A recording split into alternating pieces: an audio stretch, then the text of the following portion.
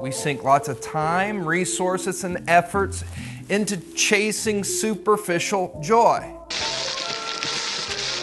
And that joy only lasts for a few moments. And before we know it, poof, it's gone just as fast as it's come in.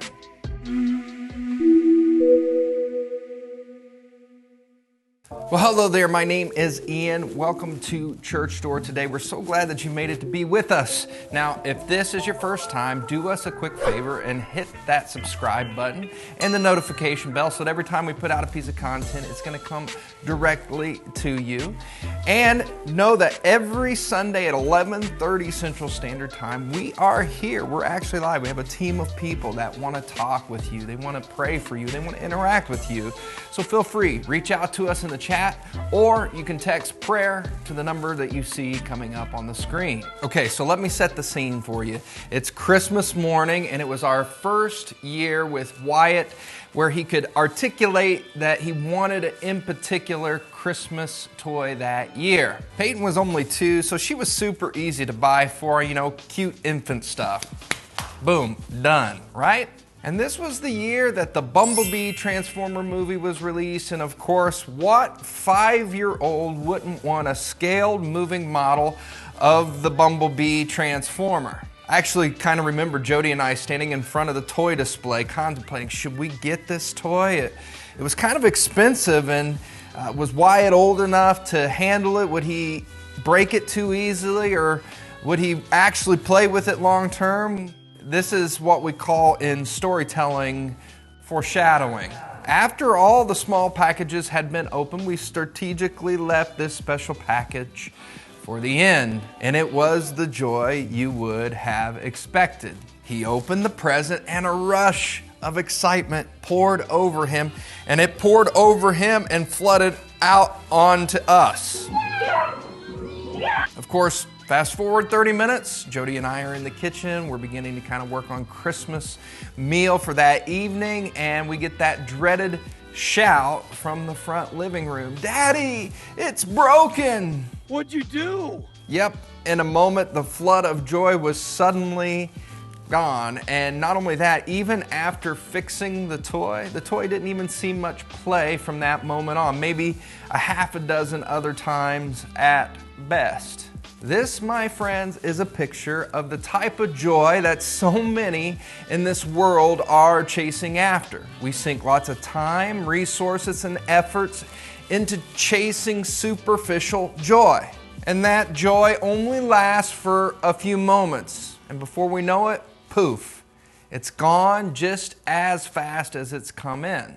And this superficial joy that so many are chasing after, simply put, is just generic joy. It's a plastic knockoff of true supernatural joy that will sustain despite any momentary pain or circumstances. And trust me, I get it. For many, life just stinks, and you're looking for that oasis. You're in the middle of a desert that is called your life. You're looking for that fix of joy, and that joy might sustain you to the next fix. But if we're being honest, that isn't true joy. That's just escapism. For some, their sources of escapism might not even be a bad thing. You might be looking for joy in your spouse, your kids, your job, your friends, your hobbies, but we must know there is a huge difference between superficial joy and supernatural joy. Superficial joy will keep you chasing that next high. On the other hand, supernatural joy sustains and it satisfies. So how do we discover this supernatural joy? How do we find joy even when our life situation stinks?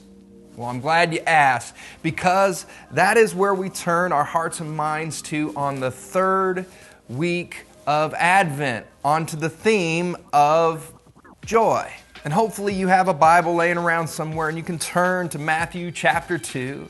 And I believe that within these scriptures, we're given an excellent template for finding joy that sustains and doesn't just simply die in a moment of jubilation. The joy we find in this passage will sustain because we can look at it in a cycle. When we live this cycle out that lays within these scriptures, it feeds itself towards true, satisfying, sustaining, supernatural joy that comes from God alone.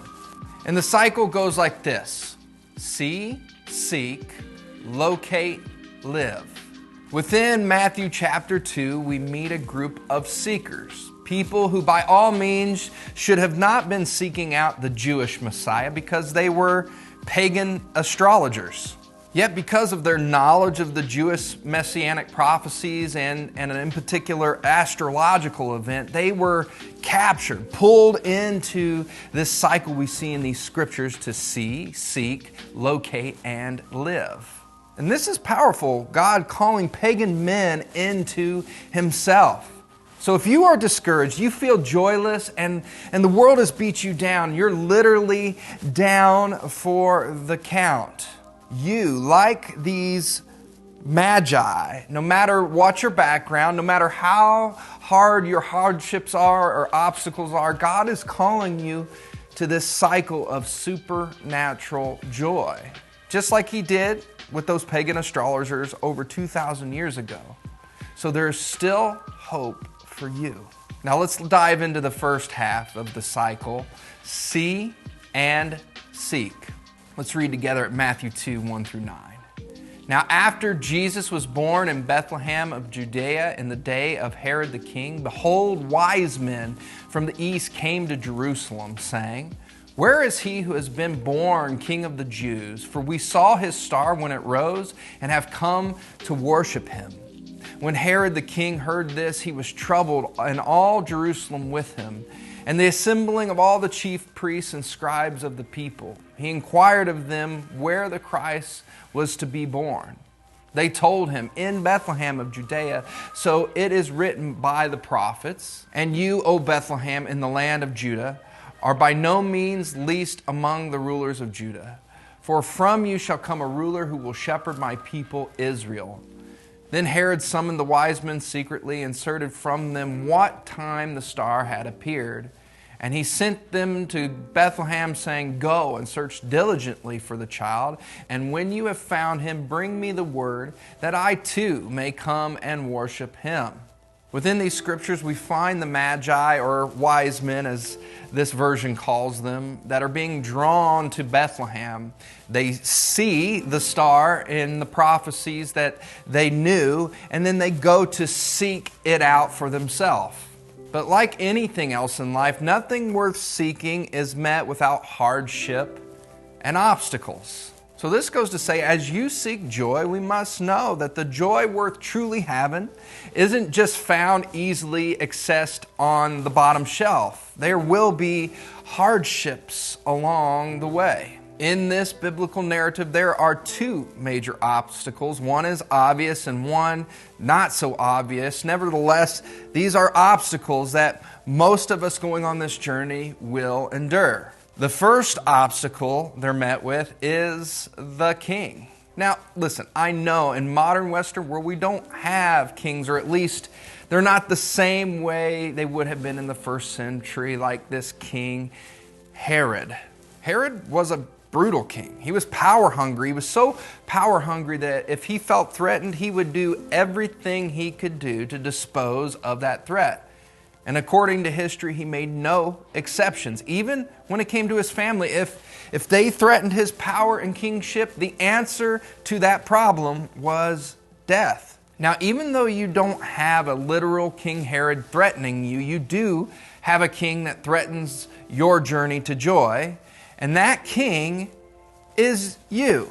We do not like to give up our place of power, the place that keeps us the most important thing in our lives. But in order to find true joy, this king must be dethroned.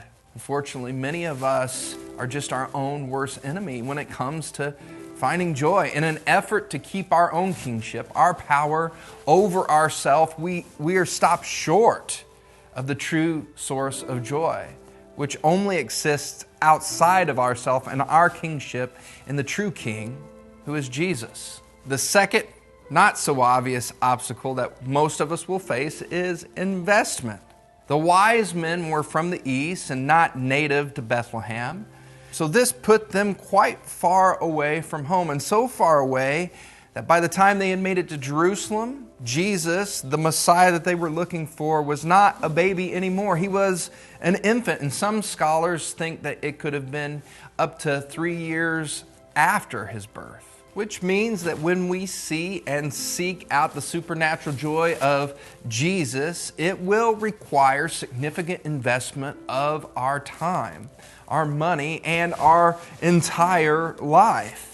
See, these wise men were all in, despite the strain that would have obviously come from investing their personal resource. If we desire the true joy that can be found in Jesus, there is a long journey involved. It's not just instant gratification like the world offers us. Joy for the moment. No, this is a long-term investment. Yet I believe if you were able to talk to the Magi today, they would say to you, just like any other Christian who is on this journey, that the investment is worth it because the payoff in the end is huge. And here's the payoff, the second half of the cycle towards true joy. We must locate and live. So continue on with me in this story. After listening to the king, they went on their way, and behold, the star that they had seen when it rose went before them until it came to rest over the place where the child was. When they saw the star, they rejoiced exceedingly with great joy. And going into the house, they saw the child with Mary, his mother, and they fell down and worshiped him. Then opening their treasures, they offered him gifts, gold and frankincense and myrrh. And being warned in a dream not to return to Herod, they departed to their own country by another way. So what was their reaction when they finally located what they had been looking for? It was joy. Not just any joy, great joy, the scripture says. And that word great denotes importance and significance. This wasn't just average, everyday, ordinary joy. This was significant, supernatural joy from above. So significant that it caused them to fall down and worship. Now, some might just brush over this part of the passage, but what Matthew, the writer of this book, was saying is that these wise men were actually recognizing Jesus as divine. Worship should only be reserved for God, and their discovery of true joy found in Jesus was worthy of worshiping Him as God. He is the most important thing above all things. So they worshiped Him lavishly. They brought Him expensive gifts, gold, frankincense, and myrrh. Now, what would a little child do with gold, frankincense, and myrrh?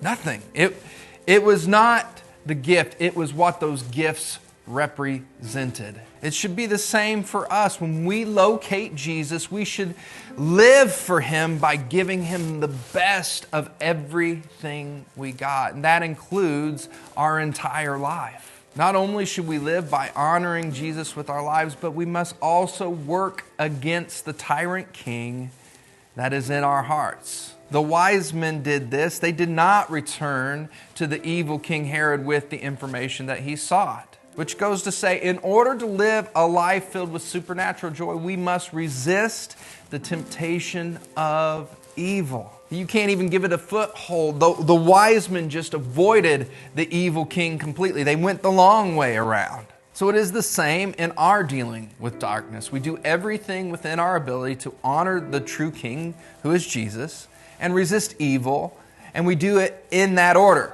When we face the supernatural joy of Jesus, the natural byproduct is the desire to resist evil. Supernatural joy doesn't come from trying to be a good person, trying to impress God with how good we are, or by avoiding sin and evil. No, it's the other way around. Go to the source of joy, and then everything else in our life will flow from that. So where is your joy coming from? Have you experienced the true supernatural joy that flows from Jesus, or only the superficial joy that happens in fleeting moments? Let me remind you where the journey starts. See, seek, locate, live. If you allow this to be your rhythm in life, I guarantee you the joy that you seek will be found. And if the wise man's story can teach us anything, it should teach us that it can take some time, but don't stop searching. See, seek, locate, and live. If you're watching this video today and you've never accepted Jesus as your Lord and Savior, you've been seeking Him out, but you've yet to locate Him and to live for Him. We got a team of people here today that want to pray with you. You can just reach out to us in the chat box, or you can text prayer to the number on the screen. We also want to encourage you, if this was helpful for you at all today, go ahead and share this video with somebody. Help that algorithm by giving a thumbs up, or you can go the extra mile. Go ahead and go to rivervalleyrockford.org/give and make a donation there. Every single penny that we receive goes right back into helping people just like you take their next step with Jesus. We are so glad that you've come to be with us today. We hope that during this Christmas season that you truly see and seek the one that joy comes from. And when you locate Him, that your life is enveloped by the joy that He can bring. May you go in that joy in everything that you do. We look forward to seeing you next week. Have a blessed week.